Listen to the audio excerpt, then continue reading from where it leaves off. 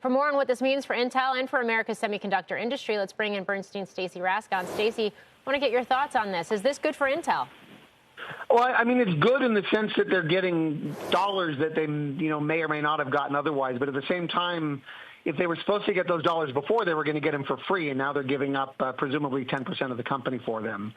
I think the biggest issue is, though, it's not really money. Like, Intel needs three things. They need money to build capacity, but they need customers to fill that capacity. And then to get the customers in, what they really need is capability. Like, if they can prove that they can make parts, they'll have plenty of customers. If they can't prove that, and they haven't proven it to this point, nobody's going to put any volume in there. It makes the capacity kind of moot. And so I actually don't know, like, long term, if this helps them with that or not. Like, in my opinion, their lack of capability at this point has not really been about dollars.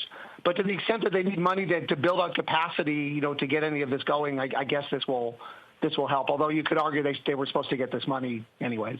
Yeah, I mean, I'm very curious to see what the other details of this deal are. And I say this having covered the MP Materials deal with the Pentagon earlier this summer very, very closely, where the U.S. government also took a stake in that company, but also helped to set a floor for raw materials prices and help to ensure end customers for those rare earth magnets. And so to your point, the customer piece of this, I think, is going to be really crucial, especially since Intel does contract with the Pentagon.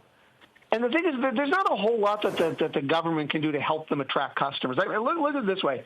If Intel can prove that they can make the parts that they need to make in high volume and can make them that meet spec and or have a good cost structure and are available on time, nobody will have to force any customers. They'll have customers lined up around the block to use them. But this is table stakes to make a foundry. If they can't prove that they can do that, who's going to put any material volume there? And nobody, right? Who will be able to bet their own product roadmap on Intel's ability to execute if they can't prove that they can execute? So, and that is not something that I think the government can really help with. Intel's going to have to prove that on their own. All right. Does this basically cinch the idea that the foundry stays within the Intel business?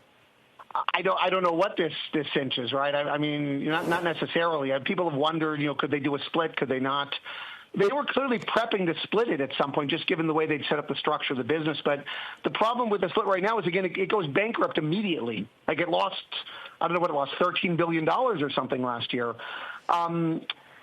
This kinds of funding, I mean, wouldn't help with those losses. They would still be burning cash because, remember, it's going to take, even if they have processes, there are 14A processes in here till 2028. You need to be able to support the foundry if it's running on its own. You need to be able to give it cash that they're going to basically light on fire between now and then until they can get those processes and those customers ramped up.